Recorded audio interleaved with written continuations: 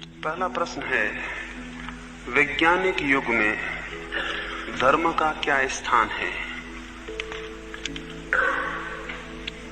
और धर्म का राष्ट्रीय और सामाजिक जीवन में क्या उपयोग है?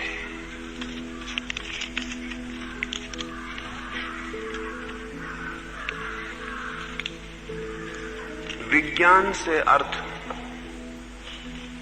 ज्ञान की उस पद्धति का है जो पदार्थ में छिपी हुई अंतःशक्ति को खोजती है। धर्म से अर्थ उस ज्ञान की पद्धति का है जो चेतना के भीतर छिपी हुई अंतःशक्ति को खोजती है। धर्म और विज्ञान का कोई विरोध नहीं है, वरन धर्म और विज्ञान परिपूरक हैं। जो युग मात्र वैज्ञानिक होगा उसके पास सुविधा तो बढ़ जाएगी लेकिन सुख नहीं बढ़ेगा। जो युग मात्र धार्मिक होगा उसके कुछ थोड़े से लोगों को सुख तो उपलब्ध हो जाएगा लेकिन अधिकतर लोग असुविधा से ग्रस्त हो जाएंगे। विज्ञान सुविधा देता है, धर्म शांति देता है। सुविधा न हो तो बहुत कम लोग शांति को उपलब्ध कर सकते हैं, शांति न हो तो बहुत लोग सुविधा को उपलब्ध कर सकते हैं लेकिन उसका उपयोग नहीं कर सकेंगे। अब तक मनुष्य ने जिन सभ्यताओं को जन्म दिया है वे सब सभ्यताएं अधूरी और खंडित थीं। पूरब ने जिस संस्कृति को जन्म दिया था वो संस्कृति विशुद्ध धर्म पर खड़ी थी। विज्ञान का पक्ष उसका अत्यंत कमजोर था। परिणाम में पूरब परास्त हुआ, दरिद्र हुआ, पराजित हुआ। पश्चिम ने जो संस्कृति पैदा की है वो दूसरी एक्सट्रीम पर है। उसकी बुनियादें विज्ञान पर रखी हैं और धर्म का उससे कोई संबंध नहीं है। परिणाम में पश्चिम जीता है। धन, समृद्धि, सुविधा उसने इकट्ठी की है लेकिन मनुष्य की अंतरात्मा को खो दिया है। भविष्य में जो संस्कृति पैदा होगी, अगर वो संस्कृति मनुष्य के हित में होने को है तो उस संस्कृति में धर्म और विज्ञान का संतुलन होगा। उस संस्कृति में धर्म और विज्ञान का समन्वय होगा। वो संस्कृति वैज्ञानिक या धार्मिक ऐसी नहीं होगी, वो संस्कृति वैज्ञानिक रूप से धार्मिक होगी या धार्मिक रूप से वैज्ञानिक होगी। ये दोनों प्रयोग असफल हो गए हैं। पूरब का प्रयोग असफल हो गया है, पश्चिम का प्रयोग भी असफल हो गया है। और अब एक मौका है कि हम एक जागतिक यूनिवर्सल प्रयोग करें जो पूरब का भी ना हो, पश्चिम का भी ना हो और जिसमें धर्म और विज्ञान संयुक्त हो। तो मैं आपको कहूंगा, धर्म और विज्ञान का कोई विरोध नहीं है, जैसे शरीर और आत्मा का कोई विरोध नहीं है। जो मनुष्य केवल शरीर के आधार पर जिएगा वो अपनी आत्मा खो देगा, और जो मनुष्य केवल आत्मा के आधार पर जीने के प्रयास करेगा वो भी ठीक से नहीं जी पाएगा क्योंकि शरीर को खोता चला जाएगा। जिस तरह मनुष्य का जीवन शरीर और आत्मा के बीच एक संतुलन और संयोग है, उसी तरह परिपूर्ण संस्कृति विज्ञान और धर्म के बीच संतुलन और संयोग होगी। विज्ञान उसका शरीर होगा, धर्म उसकी आत्मा होगी। लेकिन ये मैं आपसे कह दूं, अगर कोई मुझसे ये पूछे कि अगर विकल्प ऐसे हों कि हमें धर्म और विज्ञान में से चुनना है, तो मैं कहूंगा कि हम धर्म को चुनने को राजी हैं।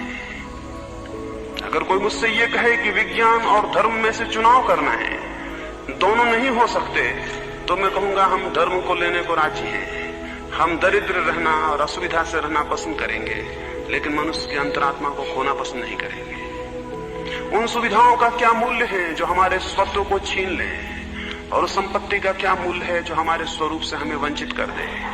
वस्तुतः न वो संपत्ति है न वो सुविधा है। मैं एक छोटी सी कहानी कहूं, मुझे बहुत प्रीति कर रही। मैंने सुना है एक बार यूनान का एक बादशाह बीमार पड़ा। वो इतना बीमार पड़ा कि डॉक्टरों और चिकित्सकों ने कहा कि अब वो बच नहीं सकेगा, उसकी बचने की कोई उम्मीद ना रही। उसके मंत्री और उसके प्रेम करने वाले बहुत चिंतित और परेशान हुए। गांव में तभी एक फकीर आया और किसी ने कहा उस फकीर को अगर लाएं तो लोग कहते हैं उसके आशीर्वाद से भी बीमारियां ठीक हो जाती हैं। वे उस फकीर को लेने गए। वो फकीर आया, उसने आते ही उस बादशाह को कहा, पागल हो, ये कोई बीमारी है? ये कोई बीमारी नहीं, इसका तो बड़ा सरल इलाज है। वो बादशाह जो महीनों से बिस्तर पर पड़ा था उठ के बैठ गया। उसने कहा, कौन सा इलाज? हम तो सोचे कि हम गए, हमें बचने की कोई आशा नहीं रही है। उसने कहा, बड़ा सरल सा इलाज है। आपके गांव में किसी शांत और समृद्ध आदमी का कोट लाके इन्हें पहना दिया जाए, ये स्वस्थ और ठीक हो जाएंगे। वजीर भागे। गांव में बहुत समृद्ध लोग थे। उन्होंने एक एक घर जाके कहा कि हमें आपका कोट चाहिए, एक शांत और समृद्ध आदमी का। उन समृद्ध लोगों ने कहा, हम दुखी हैं, कोट हम अपना प्राण दे सकते हैं, कोट की कोई बात नहीं, बादशाह बच जाए हम सब दे सकते हैं, लेकिन हमारा कोट काम नहीं करेगा, क्योंकि हम समृद्ध तो हैं लेकिन शांत नहीं हैं। वे गांव में हर आदमी के पास गए। वे दिन भर खोजे और सांझ को निराश हो गए और उन्होंने पाया कि बादशाह का बचना मुश्किल है, दवा बड़ी महंगी है। सुबह उन्होंने सोचा था दवा बहुत आसान है, सांझ उन्हें पता चला दवा बहुत मुश्किल है, इसका मिलना संभव नहीं है। वे सब बड़े लोगों के पास हो आए थे। सांझ को वे थके मांदे उदास लौटते थे, सूरज डूब रहा था। गांव के बाहर नदी के पास एक चट्टान के किनारे एक आदमी बांसुरी बजाता था। वो इतनी संगीतपूर्ण थी और इतने आनंद से उसमें लहरें उठ रही थी। उन वजीरों में से एक ने कहा, हम अंतिम रूप से इस आदमी से और पूछ लें, शायद ये शांत हो।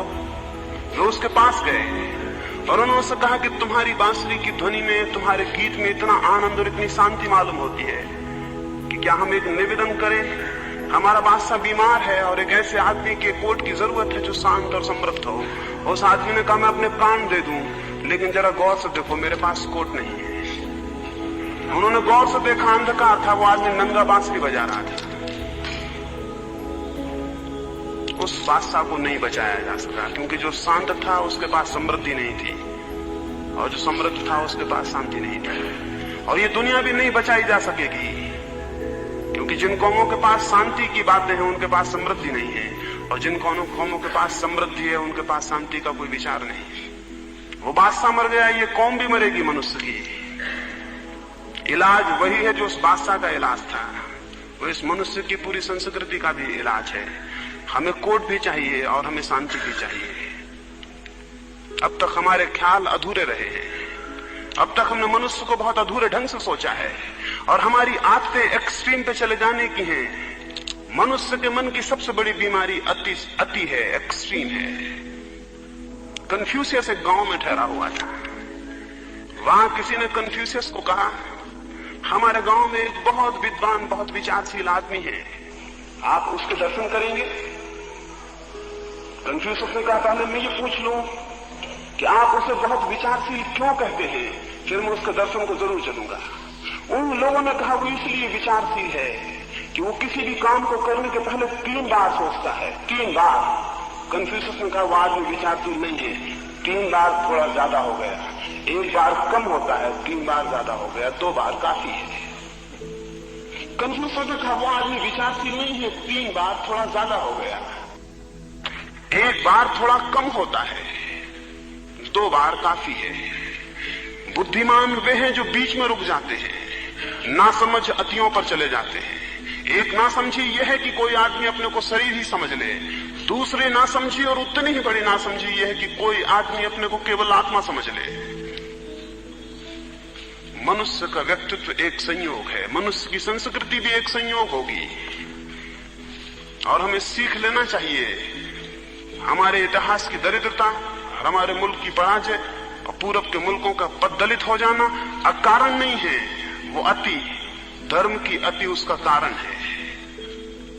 पश्चिम के मुल्कों का आंतरिक रूप से दरिद्र हो जाना अकारण नहीं है, विज्ञान की अति उसका कारण है। भविष्य सुंदर होगा अगर विज्ञान और धर्म संयुक्त होंगे। ये जरूर स्पष्ट है कि विज्ञान और धर्म के संयोग में धर्म केंद्र होगा और विज्ञान परिधि होगा। ये स्पष्ट है कि विज्ञान और धर्म के मेल में धर्म विवेक होगा और विज्ञान उसका अनुचर होगा। शरीर मालिक नहीं हो सकता है, विज्ञान भी मालिक नहीं हो सकता है। मालिक तो धर्म होगा और तब हम एक बेहतर दुनिया का निर्माण कर सकेंगे। इसलिए ये न पूछें कि वैज्ञानिक युग में धर्म का क्या उपयोग है, वैज्ञानिक युग में ही धर्म का उपयोग है, क्योंकि विज्ञान एक अति है और वो अति खतरनाक है। धर्म उसे संतुलन देगा और उस अति और उस खतरे से मनुष्य को बचा सकेगा। इसलिए सारी दुनिया में धर्म के पुनरुत्थान की एक घड़ी बहुत करीब है। ये अस्वाभाविक ही है, ये सुनिश्चित ही है, ये एक अनिवार्यता है कि अब धर्म का पुनरुत्थान हो, अन्यथा विज्ञान मृत्यु का कारण बन जाएगा। इसलिए मैं कहूं, विज्ञान के युग में धर्म की क्या आवश्यकता है ये पूछना तो व्यर्थ है ही। विज्ञान के युग में ही धर्म की सर्वाधिक आवश्यकता है। उसी से संबद्ध उन्होंने पूछा है कि राष्ट्रीय और सामाजिक जीवन में क्या उपयोग है। मैं समझता हूं मेरी इस बात से वो भी आपके ख्याल में आया होगा, क्योंकि जिस बात का उपयोग एक मनुष्य के लिए है, उस बात का उपयोग अनिवार्यतया पूरे राष्ट्र, पूरे समाज के लिए होगा। क्योंकि राष्ट्र और समाज क्या है? वे मनुष्यों के जोड़ के अतिरिक्त और क्या है? तो कोई इस भ्रम में ना रहे कि कोई राष्ट्र धर्म के अभाव में जी सकता है। भारत में ये दुर्भाग्य हुआ, हम कुछ शब्दों को भूल समझ गए। हमने धर्मनिरपेक्ष राज्य की बातें शुरू कर दी। हमें कहना चाहिए था संप्रदाय निरपेक्ष, और हम कहने लगे धर्मनिरपेक्ष। संप्रदाय निरपेक्ष होना एक बात है और धर्मनिरपेक्ष होना बिल्कुल दूसरी बात है। कोई भी समझदार आदमी संप्रदाय निरपेक्ष होता है और केवल नासमझी धर्मनिरपेक्ष हो सकते हैं।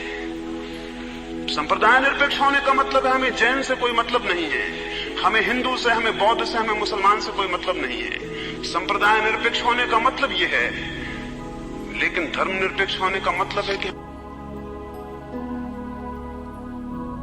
सत्य से और अहिंसा से और प्रेम से और करुणा से कोई मतलब नहीं है। कोई राष्ट्र धर्मनिरपेक्ष नहीं हो सकता, और जो होगा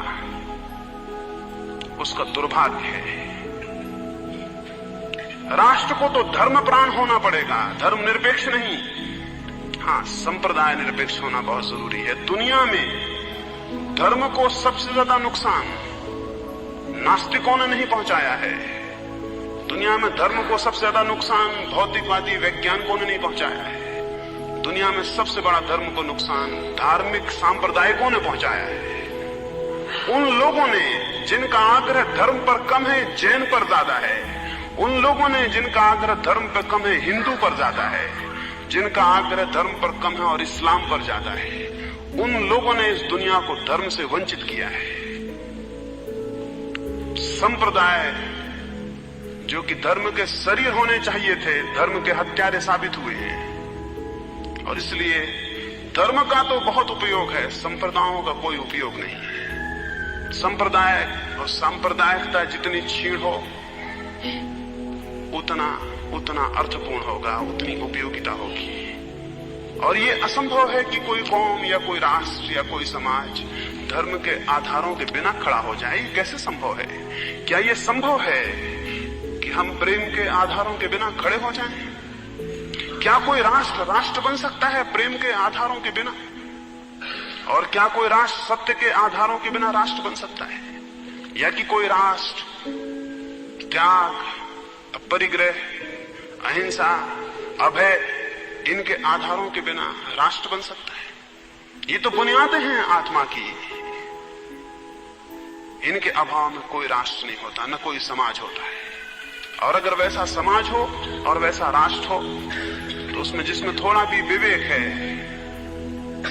वो उसे मनुष्यों का यांत्रिक समूह कहेगा, वो उसे राष्ट्र नहीं कह सकेगा। राष्ट्र बनता है अंतर संबंधों से, इस इंटर रिलेशनशिप।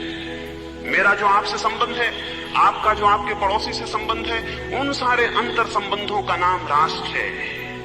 वे अंतर संबंध जितने सत्य पर, प्रेम पर, अहिंसा पर, परमात्मा पर खड़े होंगे, उतने राष्ट्र के जीवन में सुवास होगी, उतने राष्ट्र के जीवन में आलोक होगा, उतने राष्ट्र के जीवन में अंधकार कम होगा। तो मैं कहूं, राष्ट्र और समाज, उनके प्राण धर्म पर ही प्रतिष्ठित हो सकते हैं। धर्मनिरपेक्ष शब्द से थोड़ा सा सावधान होने की जरूरत है। पूरे राष्ट्र को सावधान होने की जरूरत है। उस शब्द की आड़ में बहुत खतरा है। उस शब्द की आड़ में हो सकता है हम समझें धर्म की कोई जरूरत नहीं है। धर्म की ही एकमात्र जरूरत है मनुष्य के जीवन में, और सारी बातें गौण हैं और छोड़ी जा सकती हैं। धर्म अकेली ऐसी कुछ चीज है जो नहीं छोड़ी जा सकती। ये मैं समझता हूं आपके प्रश्न को हल करने में सहयोगी होगी बात।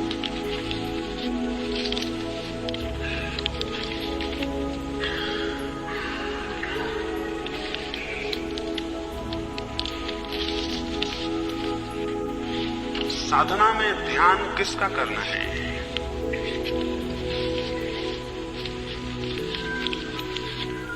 सामान्य रूप से ध्यान के संबंध में जो भी विचार प्रचलित हैं, उसमें हम ध्यान को किसी के ध्यान के रूप में ख्याल करते हैं। किसी का ध्यान करेंगे, इसलिए स्वाभाविक ये प्रश्न उठता है कि ध्यान किसका, प्रार्थना किसकी, आराधना किसकी, प्रेम किससे? मैंने सुबह आपको एक बात कही, एक प्रेम है जिसमें हम पूछते हैं प्रेम किससे, और एक प्रेम है जिसमें हम ये पूछते हैं प्रेम मेरे भीतर या नहीं, किससे कोई संबंध नहीं है। तो मैंने कहा प्रेम की दो अवस्थाएं हैं, एक लव एज रिलेशनशिप, प्रेम एक संबंध की तरह, और एक प्रेम as a state of mind, प्रेम मनोस्थिति की तरह। पहले प्रेम में हम पूछते हैं किससे। अगर मैं आपसे कहूं मैं प्रेम करता हूं तो आप पूछेंगे किससे,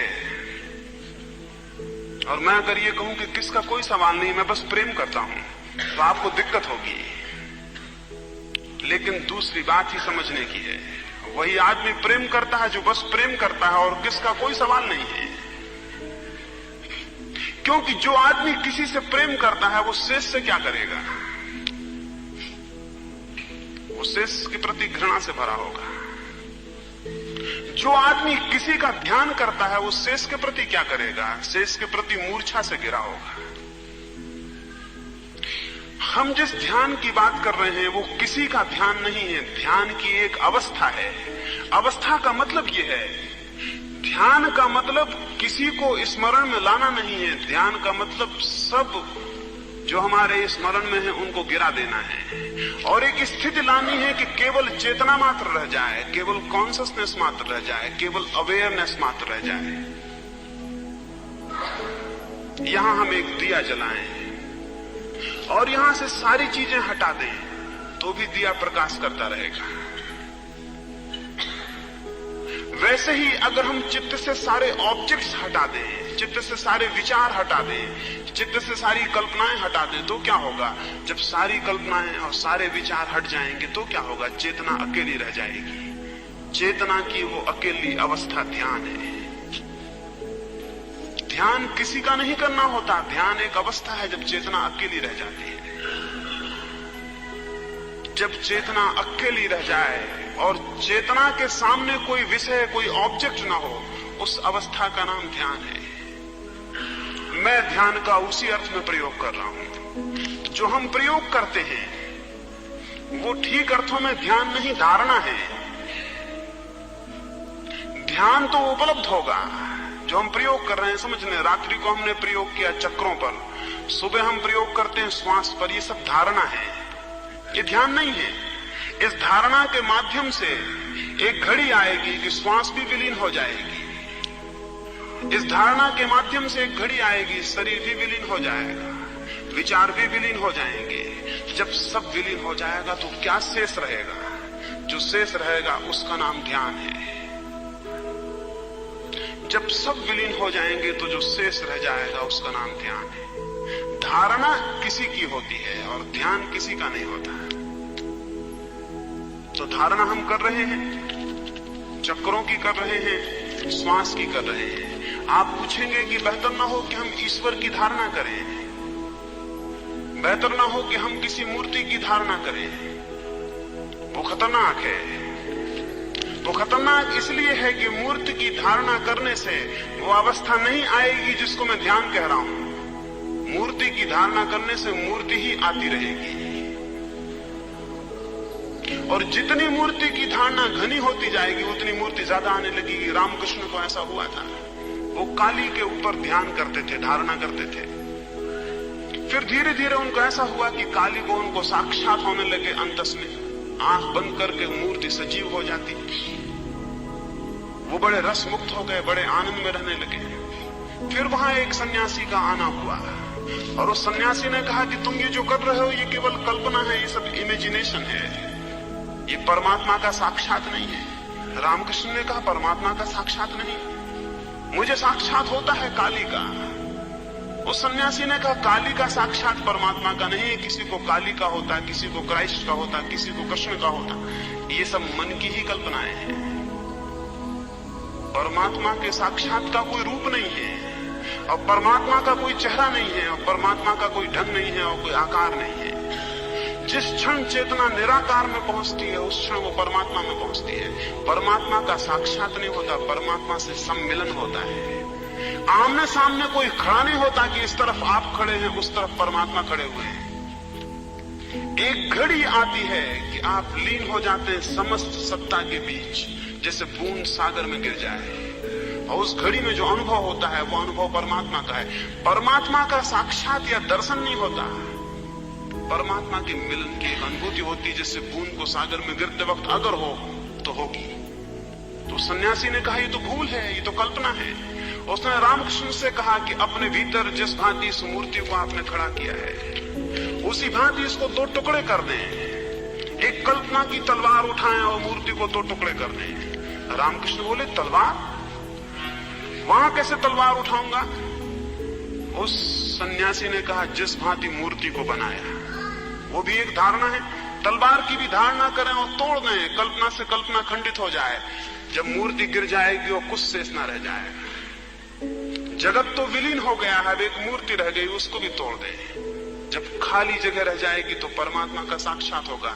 उसने कहा जिसको आप परमात्मा समझे हैं वो परमात्मा नहीं, परमात्मा को पाने में लास्ट हिंड्रेंस, वो आखिरी अवरोध है, उसको और गिरा दें। रामकृष्ण को बड़ा कठिन पड़ा, जिसको इतने प्रेम से संभाला, जिस मूर्ति को वर्षों साधा, जो मूर्ति बड़ी मुश्किल से जीवित मालूम होने लगी, उसको तोड़ना। वो बार बार आंख बंद करते हो, वापस लौट आते, वो कहते कि ये कुकृत्य मुझसे नहीं हो सकेगा। उस सन्यासी ने कहा नहीं हो सकेगा तो परमात्मा का सानिध्य नहीं होगा। उस सन्यासी ने कहा परमात्मा से तुम्हारा प्रेम थोड़ा कम है, एक मूर्ति को तुम परमात्मा के लिए हटाने के लिए राजी नहीं हो। उसने कहा परमात्मा से तुम्हारा प्रेम थोड़ा कम है, एक मूर्ति को तुम परमात्मा के लिए हटाने को राजी नहीं हो।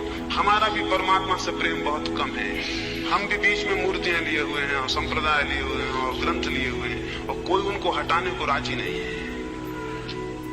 उसने कहा कि तुम बैठो ध्यान में और मैं तुम्हारे माथे को कांच से काट दूंगा, और जब तुम्हें भीतर लगे कि मैं तुम्हारे माथे को कांच से काट रहा हूं, एक हिम्मत करना और दो टुकड़े कर देना। रामकृष्ण ने वो हिम्मत की, और जब उनकी हिम्मत पूरी हुई उन्होंने मूर्ति को दो टुकड़े कर दिए। तो लौट कर उन्होंने कहा आज पहली दफा समाधि उपलब्ध हुई, आज पहली दफा जाना कि सत्य क्या है, आज पहली दफा कल्पना से मुक्त हुए और सत्य में प्रविष्ट हुए। तो इसलिए मैं किसी कल्पना करने को नहीं कह रहा हूं। कल्पना का मतलब ये किसी ऐसी कल्पना को करने को नहीं कह रहा हूं जो कि बाधा हो जाए। और जो थोड़ी सी बातें मैंने कही है जैसे चक्रों की, जैसे श्वास की, इनसे कोई बाधाएं नहीं, क्योंकि इनसे कोई प्रेम पैदा नहीं होता और इनसे कोई मतलब नहीं है। ये केवल कृत्रिम उपाय हैं जिनके माध्यम से भीतर प्रवेश हो जाएगा, और ये बाधाएं नहीं हो सकते हैं। तो केवल उन कल्पनाओं के प्रयोग की बात कर रहा हूं जो अंततः ध्यान में प्रवेश होने में बाधा न बन जाए। इसलिए मैंने किसी का ध्यान करने को आपको नहीं कहा है, सिर्फ ध्यान में जाने को कहा है। ध्यान करने को नहीं, ध्यान में जाने को कहा है। किसी का ध्यान नहीं करना है, अपने भीतर ध्यान में पहुंचना है। इसे थोड़ा स्मरण रखेंगे तो बहुत सी बातें साफ हो सकेंगी। आत्मिक शक्तियां उच्च होते हुए भी सांसारिक रुचियों के सम्मुख परास्त क्यों हो जाती हैं? आज तक नहीं हुई। आज तक आध्यात्मिक रुचियां सांसारिक रुचियों के सामने कभी परास्त नहीं हुई हैं। आप कहेंगे गलत कह रहा हूं, क्योंकि आपको अपने भीतर रोज पराजय मालूम होती होगी। लेकिन मैं आपको कहूं, आपको आध्यात्मिक रुचि है? जो पराजित होती है वो है ही नहीं, सिर्फ एक आध्यात्मिक विचार है, सुना हुआ। कोई अगर ये कहे कि हीरों के मौजूदगी में भी कंकड़ों के सामने हीरे पराजित हो जाते हैं, तो हम क्या कहेंगे? हम कहेंगे हीरे वहां होंगे ही नहीं। हीरे काल्पनिक होंगे और कंकड़ असली होंगे तो हीरे हार जाएंगे और कंकड़ जीत जाएंगे। और हीरे अगर वास्तविक हुए तो कंकड़ों के सामने कैसे हार जाएंगे? आप सोचते होंगे कि हमारे जीवन में तो सांसारिक वृत्तियां हमारी सब आध्यात्मिक वृत्तियों को पराजित कर देती हैं। आध्यात्मिक वृत्तियां कहां हैं? तो जो पराजय मालूम होती है वो केवल काल्पनिक है, दूसरा पक्ष मौजूद ही नहीं है। आप निरंतर सोचते होंगे कि घृणा जीत जाती है और प्रेम हार जाता है, लेकिन प्रेम है कहां? आप सोचते होंगे धन को पाने की आकांक्षा जीत जाती है और परमात्मा को पाने की आकांक्षा हार जाती है। वो है कहां? अगर वो हो तो कोई आकांक्षा उसके सामने जीत नहीं सकती। वो अगर हो तो कोई आकांक्षा टिक भी नहीं सकती, जीतने का तो प्रश्न ही नहीं है। अगर कोई कहने लगे कि प्रकाश तो है लेकिन अंधेरा जीत जाता है, तो हम कहेंगे आप पागल हैं। अगर प्रकाश हो तो अंधेरा प्रवेश ही नहीं कर सकता। लड़ाई आज तक प्रकाश अंधेरे में हुई ही नहीं है। आज तक प्रकाश और अंधकार में कोई लड़ाई नहीं हुई, क्योंकि प्रकाश के होते अंधेरा मौजूद ही नहीं रह जाता है। यानी वो कभी दूसरा पक्ष नहीं है लड़ाई का। तो जीतेगा क्या? और जीतता वो तभी है जब प्रकाश मौजूद ही नहीं होता। यानी उसकी जीत प्रकाश की गैर मौजूदगी में ही है। केवल प्रकाश की मौजूदगी में कोई सवाल ही नहीं है, क्योंकि वो तो विलीन हो जाता, वो होता ही नहीं है। जिनको आप सांसारिक वृत्तियां कह रहे हैं, वे अगर आत्मिक वृत्तियां पैदा हो जाएं तो विलीन हो जाती हैं, पाई नहीं जाती हैं। इसलिए मेरी जो चेष्टा है पूरी वो ये है कि मैं आपको सांसारिक वृत्तियां विलीन करने पर उतना जोर नहीं दे रहा हूं, जितना मैं जोर इस बात पे दे रहा हूं कि आप में आत्मिक वृत्ति पैदा हो, ये पॉजिटिवली आपके भीतर पैदा हो। जब विधायक रूप से आत्मिक वृत्ति पैदा होती है तो सांसारिक वृत्तियां क्षीण हो जाती हैं। जिसके भीतर प्रेम पैदा होता है उसके भीतर घृणा विलीन हो जाती है। घृणा और प्रेम में टक्कर कभी नहीं हुई, अभी तक नहीं हुई। जिसके भीतर सत्य पैदा होता है उसके भीतर असत्य विलीन हो जाता है। असत्य और सत्य में टक्कर आज तक नहीं हुई। जिसके भीतर अहिंसा पैदा होती है उसकी हिंसा विलीन हो जाती है। अहिंसा हिंसा में टक्कर आज तक नहीं हुई। पराजय का तो प्रश्न ही नहीं है, मुकाबला ही नहीं होता।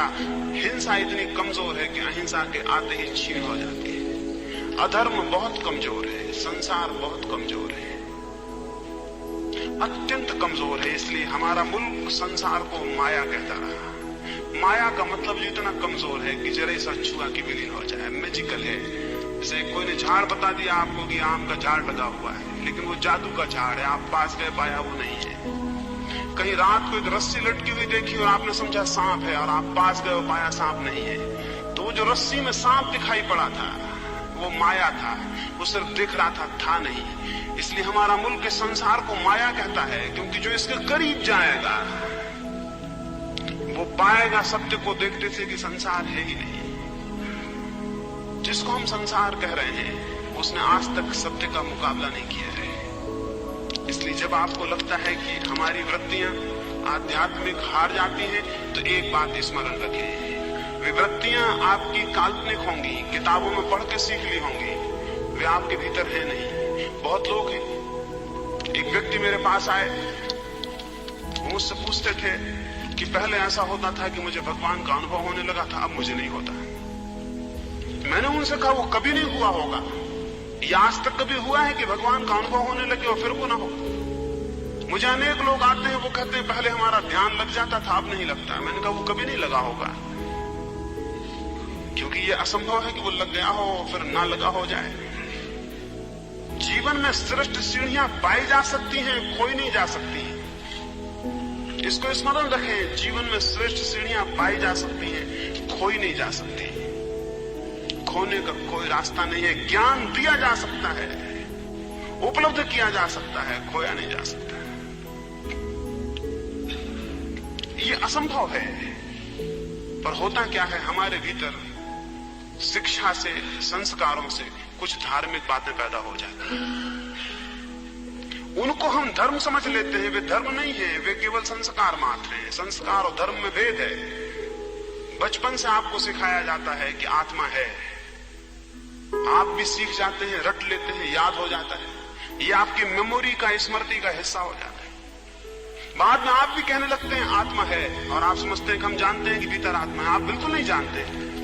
एक सुना हुआ ख्याल है, एक झूठी बात है जो दूसरे लोगों ने आपको सिखा दी है, आपको बिल्कुल पता नहीं है। फिर अगर ये आत्मा आपकी वासना के सामने हार जाए तो आप कहेंगे बड़ी कमजोर है आत्मा, की वासना के सामने हार जाती। ये आत्मा आपके पास है ही नहीं,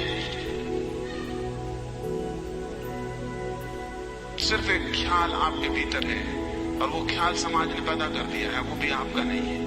अपने अनुभव से जब आत्मिक शक्तियों की ऊर्जा जागती है तो संसार की शक्तियां तिरोहित हो जाती हैं, वे फिर नहीं पकड़ती हैं। इसे स्मरण रखें, और जब तक पराजय होती हो तब तक समझें कि जिसे आपने धर्म समझा है वो सुना हुआ धर्म होगा, जाना हुआ धर्म नहीं है। किसी ने बताया होगा, आपने अनुभव नहीं किया है। माँ बाप से सुना होगा, परंपराओं ने आपसे कहा है, आपके भीतर घटित नहीं हुआ है। यानी प्रकाश आप सोचते हैं कि है नहीं, इसलिए अंधकार जीत जाता है। और जब प्रकाश होता है उसका होना ही अंधकार की पराजय है। अंधकार से प्रकाश लड़ता नहीं है, उसका होना ही, उसका एग्जिस्टेंस मात्र, उसकी सत्ता मात्र अंधकार की पराजय है। इसे स्मरण रखें। और जो थोथी धार्मिक प्रवृत्तियां, आध्यात्मिक प्रवृत्तियां हारती हों, उन्हें थोथा समझ के बाहर फेंक दें। उनका कोई मतलब नहीं है। वास्तविक वृत्तियों को पैदा करने की समझ तभी आप में आएगी जब थोथी वृत्तियों को फेंकने की समझ आ जाए। हम में से बहुत से लोग अत्यंत काल्पनिक चीजों को ढोते रहते हैं जो उनके पास नहीं है। यानी हम ऐसे भिखमंगों में से हैं जो अपने को बादशाह समझे रहते हैं, जो कि हम नहीं है। इसलिए जब खीसे में हाथ डालते हैं और पैसे नहीं पाते तो हम कहते हैं ये बादशाहत कैसी है। वो बादशाहत है ही नहीं।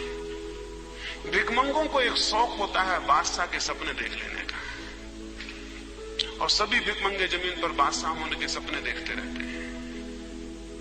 तो जितने हम सांसारिक होते हैं, हम में से लोग उतने ही धार्मिक होने के सपने भी देखते हैं। सपनों की कई तरकीबें हैं। सुबह मंदिर हो आते हैं,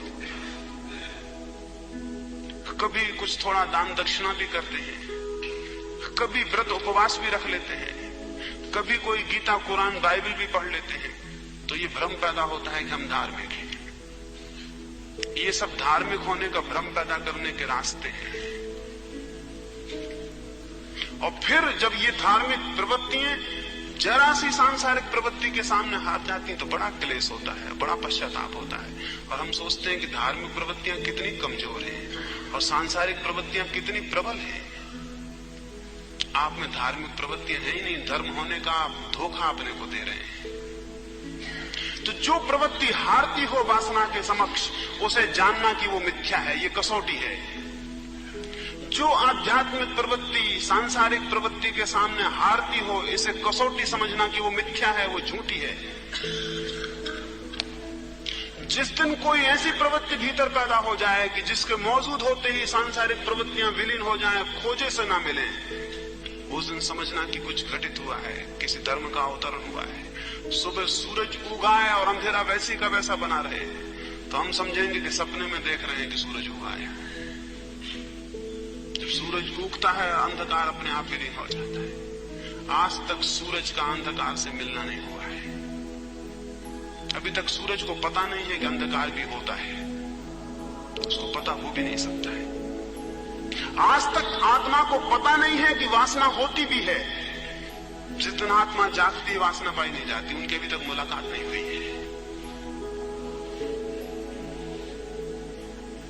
इसे स्मरण रखें, इसे कसौटी की तरह स्मरण रखें, वो कसौटी उपयोगी होगी।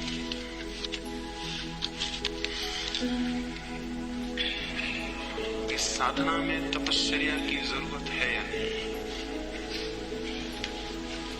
मैं जो आपको कह रहा हूं, शरीर शुद्धि, विचार शुद्धि, भाव शुद्धि, शरीर शून्यता, विचार शून्यता, भाव शून्यता, ये तपश्चर्या है। तपश्चर्या से लोग क्या समझते हैं? कोई आदमी धूप में खड़ा है, तपश्चर्या कर रहा है। कोई आदमी कांटों में लेटा हुआ है, तपश्चर्या कर रहा है। कोई आदमी भूखा बैठा हुआ है, तपश्चर्या कर रहा है। तपश्चर्या की हमारी दृष्टियां अत्यंत मेटीरियलिस्टिक है, बहुत शारीरिक है हमारी दृष्टि तपश्चर्या की जो है। तपश्चर्या का अर्थ हमारे लिए शरीर कष्ट है। शरीर को कोई कष्ट दे रहा है तो तपश्चर्या कर रहा है, जबकि तपश्चर्या का कोई संबंध शरीर के कष्ट से नहीं है। तपश्चर्या बड़ी अद्भुत बात है। तपश्चर्या कुछ बात ही और है। एक आदमी उपवास कर रहा है, हम समझते हैं तपश्चर्या कर रहा है, वो केवल भूखा मर रहा है। और मैं तो ये भी कहता हूं कि वो उपवास कर ही नहीं रहा, वो केवल अनाहार है। अनाहार रहना, भोजन न करना एक बात है, उपवास में रहना बिल्कुल दूसरी बात है। उपवास का मतलब है परमात्मा के निकट निवास। उपवास का अर्थ है आत्मा के निकट होना। उपवास का अर्थ है आत्मा के सानिध्य में होना। और अनाहार का क्या मतलब है? अनाहार का मतलब है शरीर के सानिध्य में होना। वे विपरीत बातें हैं। भूखा आदमी शरीर के सानिध्य में होता है, आत्मा के सानिध्य में नहीं। उससे तो पेट भरा हुआ आदमी कम सानिध्य में होता है शरीर के, क्योंकि भूखा आदमी पूरे वक्त भूख की और पेट की और शरीर के संबंध में सोचता है। उसके चिंतन की धारा शरीर होती है। उसका आंतरिक सानिध्य शरीर से और रोटी से होता है। अगर भूखा रहना कोई सद्गुण होता तो दरिद्रता गौरव हो जाती। अगर भूखे मरना कोई आध्यात्मिकता होती तो दरिद्र मुल्क आध्यात्मिक हो जाते। लेकिन आपको पता है कोई दरिद्र मुल्क कभी आध्यात्मिक नहीं होता, आज तक नहीं हुआ है। जब कोई कौम समृद्ध होती है तब वो धार्मिक हो पाती है। जिन दिनों की आपको स्मरण है, जब ये पूरब के मुल्क धार्मिक थे, भारत धार्मिक था, बड़े समृद्धि के, बड़े सुख के, बड़े सौभाग्य के दिन थे। वे महावीर और बुद्ध राजाओं के पुत्र थे। जैनों के 24 तीर्थंकर राजाओं के पुत्र थे। ये आकस्मिक नहीं है। अभी तक किसी दरिद्र घर में कोई तीर्थंकर क्यों पैदा नहीं हुआ?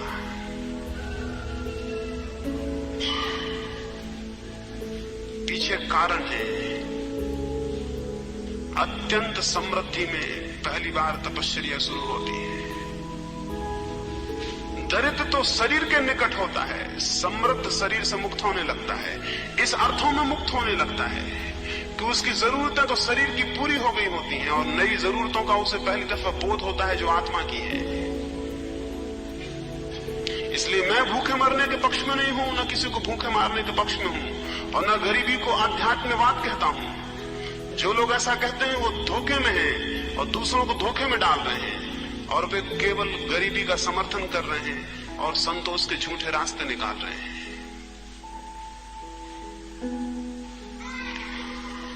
भूखे रहने का कोई मूल्य नहीं है, उपवास का मूल्य है।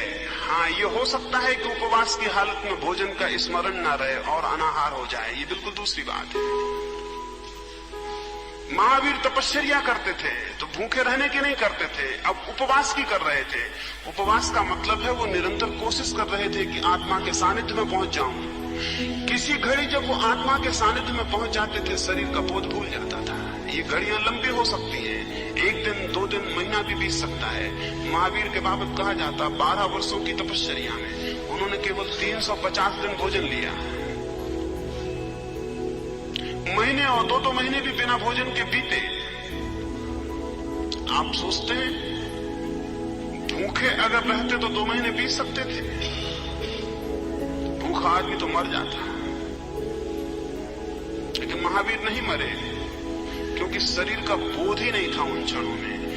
आत्मा का इतना निकटता थी, इतना सानिध्य था कि शरीर है इसका भी पता नहीं था। और ये बड़े रहस्य की बात है, अगर आपको शरीर है इसका पता ना रह जाए तो शरीर बिल्कुल दूसरी व्यवस्था से काम करने लगता है, उसे भोजन की जरूरत नहीं रह जाती। अब ये बड़ी वैज्ञानिक बात है। अगर आपको बिल्कुल शरीर का बोध न रह जाए तो शरीर बहुत दूसरी व्यवस्था से काम करने लगता है और उसे भोजन की उतनी जरूरत नहीं रह जाती। और जितना व्यक्ति आत्मिक जीवन में प्रविष्ट होता है उतना ही वो भोजन से बहुत सूक्ष्म शक्ति को उत्पन्न करना संभव उसके लिए हो जाता है, जो कि सामान्य व्यक्ति को संभव नहीं होता। महावीर जब भूखे रहे उसका कुल कारण इतना है कि वे आत्मा के इतने निकट थे कि उन्हें याद नहीं रहा। पीछे संभवतः एक घटना घटी।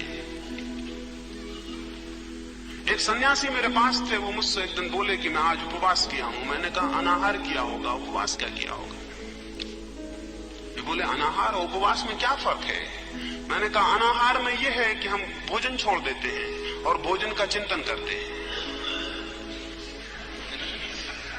और उपवास का अर्थ यह है कि हमें भोजन से कोई मतलब ही नहीं होता, हम आत्मा के चिंतन में होते हैं और भोजन भूल जाता है।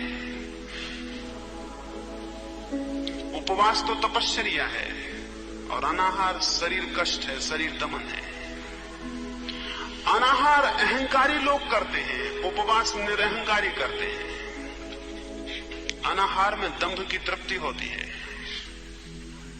मैंने इतने दिन अनाहार रहा, चारों तरफ प्रशंसा और सुख सुनने में आता है, चारों तरफ धार्मिक होने की खबर फैलती है। थोड़े से शरीर कष्ट में इतने दंभ की तृप्ति होती है, तो जो बहुत दंभी होते हैं वो इतना करने को राजी हो जाते हैं।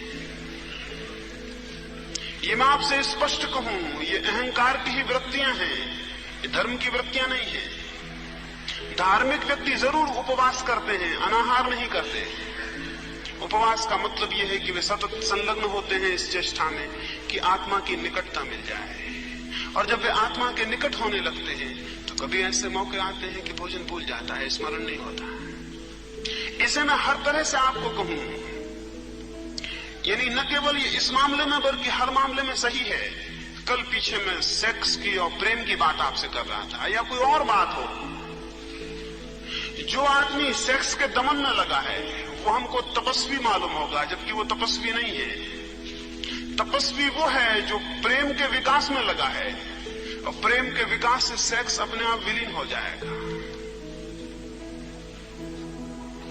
परमात्मा की निकटता जैसे जैसे मिलने लगेगी, शरीर के बाबत बहुत से परिवर्तन हो जाएंगे। शरीर की दृष्टि बदल जाएगी, देह दृष्टि परिवर्तित हो जाएगी। तपश्चर्या में उस विज्ञान को कहता हूं जिसके माध्यम से व्यक्ति मैं देह हूं इसे भूलकर मैं आत्मा हूं इसे जानता है। तपश्चर्या एक टेक्निक की बात है। तपश्चर्या एक टेक्निक है, एक सेतु है, एक रास्ता है जिसके माध्यम से व्यक्ति मैं देह हूं इसको भूल जाता है और उसे इस बोध का जन्म होता है कि मैं आत्मा हूं।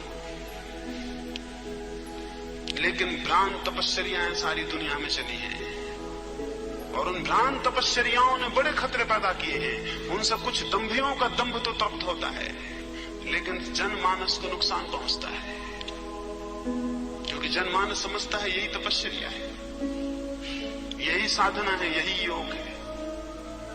ये कुछ साधनाएं नहीं है, कुछ योग नहीं है। और एक बात आपको कह दूं, जो लोग इस तरह से शरीर दमन में उत्सुक होते हैं वे कुछ न्यूरोटिक होते हैं, थोड़े से विक्षिप्त होते हैं।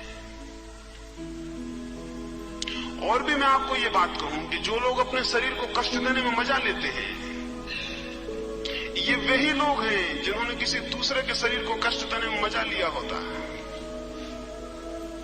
और ये केवल परिवर्तन की बात है कि जो कष्ट इन्होंने दूसरों को लेने में मजा लिया होता है, ये अपने शरीर को दे के ले रहे हैं। ये हिंसक लोग हैं, ये आत्महिंसा है, ये अपने साथ हिंसा है।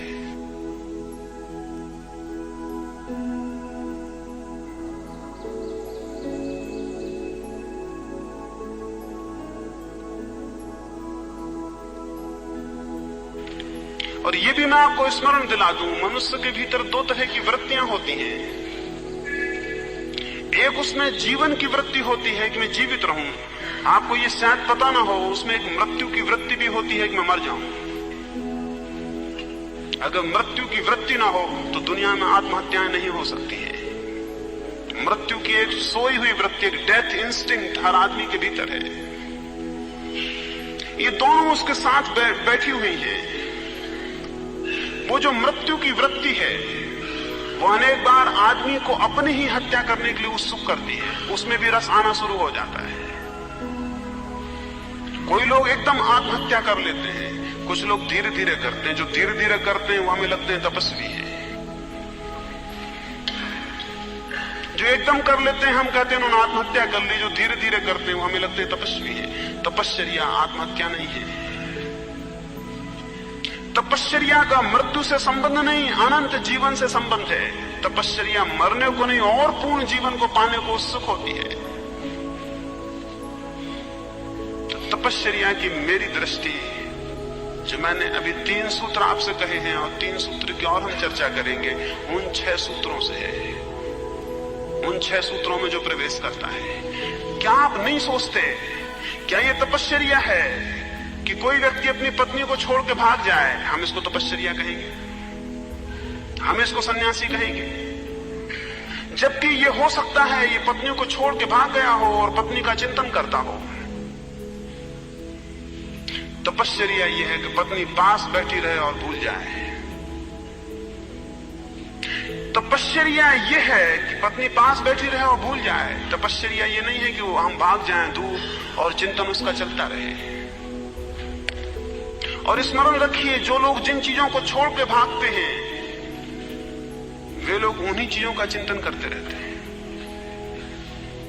ये असंभव है कि उनको उन्हीं चीजों का चिंतन न चले, क्योंकि अगर वे ऐसे लोग होते कि उन चीजों का चिंतन उन्हें नहीं चलेगा तो उनकी मौजूदगी में भी नहीं चलता। और मैं आपको ये भी कहूं, चीजें जब मौजूद होती हैं तो उनका चिंतन नहीं चलता, जब वे मौजूद नहीं रह जाती तब चिंतन चलता है। क्या आपको खुद इसका अनुभव नहीं? जो मौजूद है उसका चिंतन नहीं चलता, चिंतन जो मौजूद नहीं रह जाता उसका चलता है।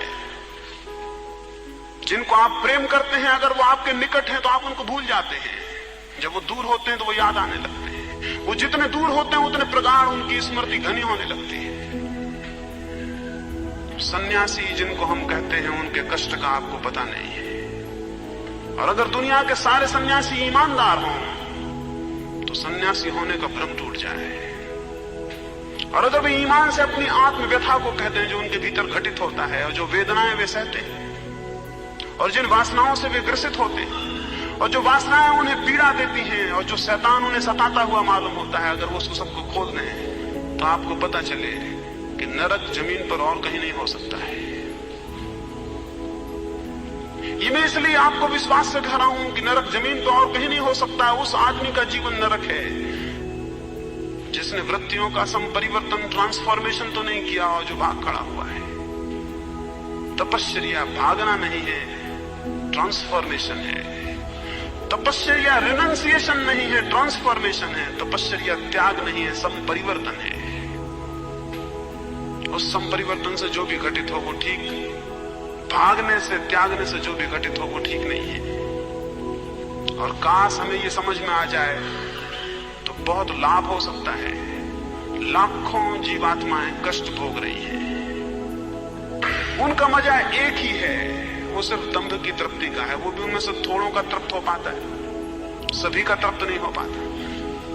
उसमें जो बहुत प्रतिभाशाली होते हैं किसी कारण से, उनका दंभ तो तृप्त हो जाता है, से सिर्फ कष्ट भोगते हैं, लेकिन इस आशा में कि शायद स्वर्ग मिलेगा, शायद नरक से बच जाएंगे, शायद मोक्ष मिलेगा। वही लोभ जो आपको पकड़े हुए उन्हें पकड़े रहता है, और लोभ बहुत से कष्ट सहने की सामर्थ्य दे देता है। एक साधारण आदमी भी लोभ में बहुत कष्ट सह लेता है। एक साधारण धन का कामी भी कितने कष्ट सहता है धन को पाने में। स्वर्ग के लोभी भी सह लेते हैं। जब क्राइस्ट को लोग हत्या के लिए सूली पर ले जाने लगे तो उनके एक शिष्य ने पूछा, ये तो बता दें हमने आपके लिए ये सब छोड़ा, भगवान के राज्य में हमारे साथ क्या व्यवहार होगा। उसने कहा हमने आपके लिए सब छोड़ा, भगवान के राज्य में हमारे लिए क्या स्थान होगा, क्या व्यवहार होगा।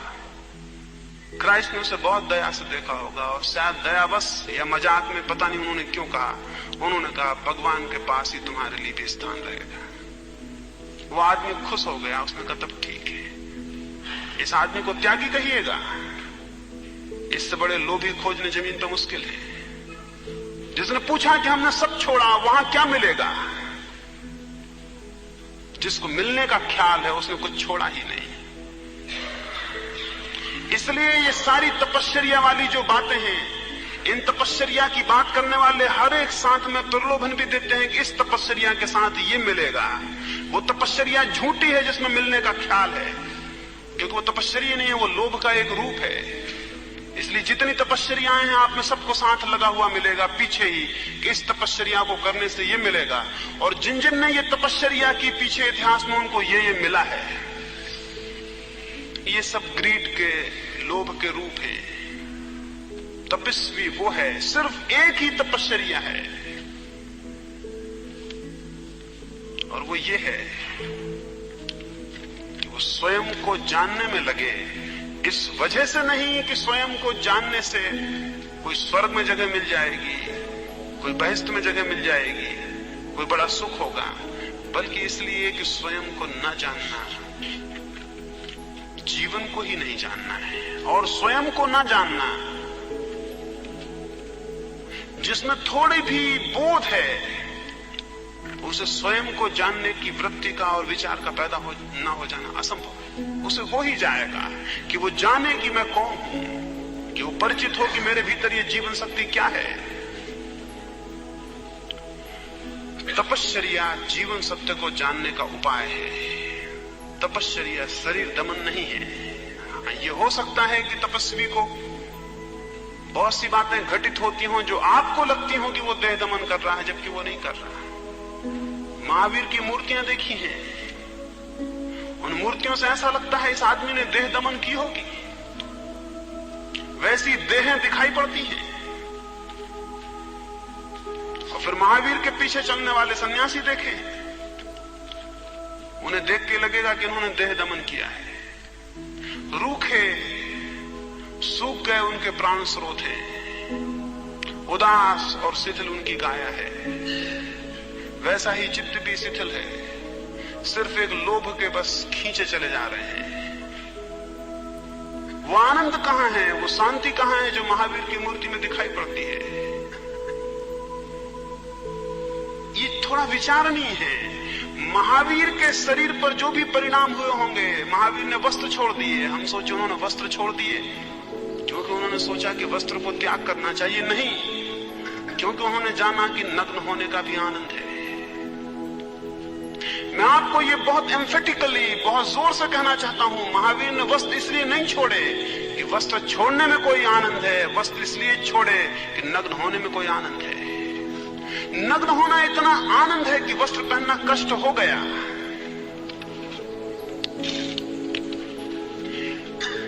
नग्न होना इतना आनंद अनुभव हुआ कि वस्त्र का होना कष्ट हो गया, वस्त्र फेंक दिए। उनके पीछे चलने वाला सन्यासी जब वस्त्र छोड़ता है तब उसे वस्त्र छोड़ने में आनंद नहीं होता, वस्त्र छोड़ने में कष्ट होता है। और कष्ट मान के वो समझता मैं तपश्चर्या कर रहा हूं। जैसे जैसे वस्त्र छोड़ता वो समझता मैं तपश्चर्या कर रहा हूं। महावीर के लिए वो तपश्चर्या नहीं है, केवल एक आनंद का कृत्य है। उनके पीछे अगर कोई चल रहा हो, बिना उन्हें समझे, उनकी आत्मा को समझे, वो केवल वस्त्र छोड़ेगा। वस्त्र छोड़ना उसके लिए कष्ट होगा, इसलिए इसको वो तपश्चर्या कहेगा। तपश्चर्या कष्ट नहीं है, तपश्चर्या से बड़ा कोई आनंद नहीं है। लेकिन जो उसे बाहर से पकड़ेंगे उन्हें वो कष्ट दिखाई पड़ेगी, उन्हें वो पीड़ा मालूम पड़ेगी। और उतनी पीड़ा उठाने के बदले वो अपने दंभ को तृप्त करेंगे जमीन पर और लोभ को तृप्त करेंगे परलोक में। मैं उसको तपश्चर्या नहीं कहता हूं। तपश्चर्या मन का, देह का सहयोग लेकर अंतस में प्रवेश की विधि है। वो भी इस अर्थों में दुर्गम और दुरूह है। उसके लिए बहुत संकल्प की जरूरत है। आप थोड़ा सोचें, अगर मैं बरसात भर भी बाहर खड़ा रहूं तो क्या उसमें ज्यादा तपश्चर्या है या इसमें कि जब मुझे कोई गाली दे तो मेरे भीतर क्रोध ना उठे? मैं कांटों पर लेटा रहूं उसमें ज्यादा तपश्चर्या है या इसमें कि जब मुझे कोई पत्थर मारे तो मेरे हृदय से उसके भीतर उसको पत्थर मारने की कल्पना ना उठे? किसमें तपश्चर्या है? कांटों पर लेटना सर्कस में भी कोई कर सकता है। धूप में खड़ा होना केवल एक अभ्यास है और थोड़े दिन अभ्यास करने के बाद उसमें कोई मतलब नहीं है। वो बड़ा आसान है, वो बिल्कुल आसान है। नग्न रहना एक अभ्यास है। आखिर जमीन पर सारे आदिवासी नग्न रहते हैं, लेकिन उसको हम तपश्चर्या नहीं कहते और हम जाकर उनके पैर नहीं पड़ते। क्या आप नग्न हैं तो आप बहुत बड़ा काम कर रहे हैं। हम जानते हैं ये उनका अभ्यास है, ये उनके लिए सहज है, इसमें कोई अड़चन नहीं है, कोई कठिनाई नहीं है। तपश्चर्या मात्र अभ्यास नहीं है कि किसी चीज का अभ्यास कर लिया, लेकिन हम अधिकतर जिनको तपस्वी कहेंगे उनमें से 100 में से 99 लोगों की हालत ऐसी है। मुश्किल से कभी कोई वो आदमी मिलेगा जिसकी तपश्चर्या उसकी आनंद का फल है, और जब आनंद का फल होती है तपश्चर्या तभी वो सत्य होती है। और जब वो दुख की आराधना होती है तब वो सुसाइडल इंस्टिंक्ट, वो आत्महत्या की वृत्ति का रूपांतर होती है और कुछ भी नहीं होती। वो धार्मिक नहीं है, वो न्यूरोटिक है, वो विक्षिप्त होने की बात है। और दुनिया में अगर समझ बढ़ेगी तो ऐसे सन्यासी को हम चिकित्सालय भेजेंगे, मंदिर नहीं। और ये वक्त आएगा जल्दी कि ये समझ पैदा होगी और हमें ऐसे आदमी का इलाज करवाना पड़ेगा जो अपने को कष्ट देने में रस ले रहा है। अगर शरीर के द्वारा भोगने में कोई रस आ रहा है किसी को, वो भी एक बीमार है। और अगर शरीर को दुख देने में किसी को रस आ रहा है, वो उल्टे छोर पर वो भी बीमार है। शरीर के माध्यम से अगर भोगने में रस आ रहा है, ये एक बीमारी है, ये भोगी की बीमारी है।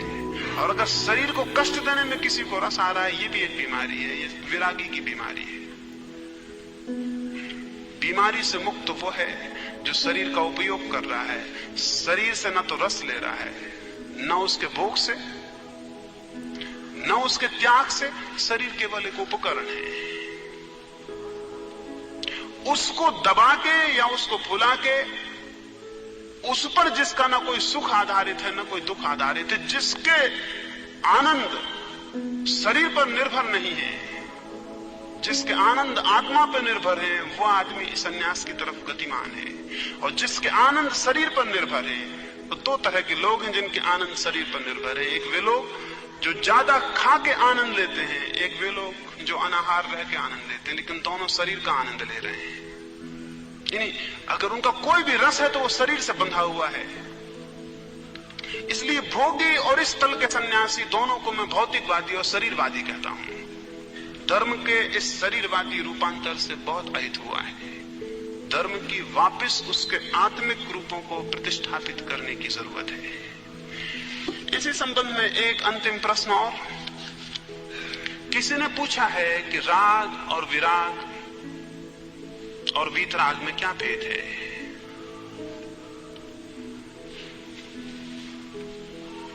जो मैंने अभी बात कही उसे अगर समझेंगे तो राग का अर्थ है किसी चीज में आसक्ति, विराग का अर्थ है उस आसक्ति का विरोध। एक व्यक्ति धन इकट्ठा करता है, ये राग है, और एक आदमी धन को लात मार के भाग जाता है, ये विराग है। लेकिन दोनों की दृष्टि धन पर लगी है। जो इकट्ठा कर रहा है वो भी धन का चिंतन करता है, जो छोड़ के जा रहा है वो भी धन का चिंतन करता है। एक उसे इकट्ठा करके मजा ले रहा है कि मेरे पास इतना है, इससे उसका दंभ परिपूरित हो रहा है। दूसरा इससे दंभ को परिपूरित कर रहा है, मैंने इतने को छोड़ा है। आप हैरान होंगे जिनके पास धन है वो भी आंकड़े रखते हैं कि कितना है, और जिन्होंने छोड़ा है वो भी आंकड़े रखते हैं कि कितना छोड़ा है। साधुओं और सन्यासियों की फेहरिस्तें निकलती हैं, उन्होंने कितने उपवास किए हैं, कितने कितने प्रकार के उपवास किए हैं, सबका हिसाब किताब रखते हैं। क्योंकि त्याग का भी हिसाब होता है, भोग का भी हिसाब होता है। राग भी हिसाब करता है, विराग भी हिसाब करता है, क्योंकि दोनों की नजर एक है, दोनों का बिंदु एक है, दोनों की पकड़ एक है। वीतराग का अर्थ विराग नहीं है, वीतराग का अर्थ राग और विराग दोनों से मुक्त होना है। वीतराग का अर्थ है चित्त की वो स्थिति कि ना हम आसक्त हैं ना हम अनासक्त हैं, हमें कोई मतलब ही नहीं। एक व्यक्ति के पास धन पड़ा हो, उसे कोई मतलब ही नहीं। कबीर का एक लड़का था कमाल। कबीर को अत्यंत विराग की आदत थी। कमाल की आदतें उन्हें पसंद नहीं थी। कमाल को कोई भेंट कर जाता कुछ तो कमाल रख लेता। कबीर ने उसे कई बार कहा कि किसी की भेंट स्वीकार मत करो, हमें धन से कोई जरूरत नहीं। उसने कहा अगर धन बेकार है तो ना ही करने की भी क्या जरूरत है। अगर धन बेकार है तो हम उसको मांगने नहीं गए क्योंकि बेकार है। फिर कोई यहां पढ़ने आ गया तो हम उसे ना ही भी नहीं करते क्योंकि बेकार है। कबीर को पसंद नहीं पड़ा, उन्होंने कहा तुम अलग रहो। उनका विराग इससे खंडित होता था। कमाल अलग कर दिया गया, वह अलग झोपड़े में रहने लगा। काशी के नरेश मिलने जाते थे, उन्होंने पूछा कमाल दिखाई नहीं पड़ता। कबीर ने कहा उसके ढंग मुझे पसंद नहीं, आचरण शिथिल है, अलग किया है, अलग रहता है। पूछा क्या कारण है, कहा धन पर लोभ है, कोई कुछ देता है तो ले लेता है। वो राजा गया, उसने बहुत बहुमूल्य हीरा जाके उसके पैर में रखा और नमस्कार किया। कमाल ने कहा लाए भी तो एक पत्थर लाए। कमाल ने कहा लाए भी तो एक पत्थर लाए। राजा को हुआ कि कबीर तो कहते थे कि उसका मोह है, वो तो कहता लाए भी तो एक पत्थर लाए, तो उसने उठा के उसे रखने लगा। तो कमाल ने कहा अगर पत्थर है तो वापस धोने का कष्ट मत करो। कमाल ने कहा अगर पत्थर है तो वापस ढोने का कष्ट मत करो, नहीं तो अब भी तुम उसको हीरा समझ रहे हो। राजा बोला ये तो कुछ चालाकी की बात है। खैर उसने कहा कि मैं इसे कहां रख दूं। कमाल ने कहा अगर पूछते हो कहां रख दूं तो फिर पत्थर नहीं मानते। कहां रख दो पूछते हो तो फिर पत्थर नहीं मानते। डाल दो, रखने की क्या बात है। फिर उसने झोपड़े में खोज दिया सनोलियों में, वो चला गया। उसने सोचा कि तो बेईमानी की बात में मुड़ा और वो निकाल लिया जाएगा। वो 6 महीने बाद वापस पहुंचा। उसने जाके कहा कि कुछ समय पहले मैं कुछ भेंट कर गया था। कमाल ने कहा बहुत लोग भेंट कर जाते हैं, और अगर उनकी भेंटों में मतलब होता तो या तो हम उत्सुकता से उनको रखते या उत्सुकता से लौटाते। उसने कहा अगर उनकी भेंटों में कोई मतलब होता तो या तो उत्सुकता से हम रखते या उत्सुकता से लौटाते। लेकिन भेंट बेमानी, इसलिए कौन हिसाब रखता है। जरूर दे गए हो, तुम कहते हो तो जरूर दे गए हो। उसने कहा वो भेंट ऐसी आसान नहीं थी, बहुत बहुमूल्य थी। कहां है वो पत्थर जो मैं दे गया था। कमाल ने कहा तो मुश्किल हो गई, तुम कहां रख गए थे। उसने देखा झोपड़े में जाके जहां उसने खोसा था वो पत्थर वहीं रखा हुआ था। वो हैरान हुआ, उसकी आंख खुली। ये आदमी अद्भुत था, इसलिए वो पत्थर ही था। इसको मैं वीतरागता कहूंगा। ये विराग नहीं है, ये विराग नहीं है, ये वीतरागता है। राग है किसी को पकड़ने में रस, विराग है उसी को छोड़ने में रस। वीतरागता का मतलब उसका अर्थहीन हो जाना, उसका मीनिंगलेस हो जाना। वीतरागता ही लक्ष्य है, वीतरागता ही लक्ष्य है। जो उसे उपलब्ध होते हैं वे परमानंद को उपलब्ध होते हैं, क्योंकि बाहर से उनके सारे बंधन छीन हो जाते हैं। एक और प्रश्न इस संबंध में है कि मैंने जो साधना की भूमिका कही है, शरीर शुद्धि, विचार शुद्धि और भाव शुद्धि की, क्या उसके बिना ध्यान असंभव है? नहीं, उसके बिना भी ध्यान संभव है, लेकिन बहुत कम लोगों को संभव है। उसके बिना भी ध्यान संभव है, लेकिन बहुत कम लोगों को संभव है।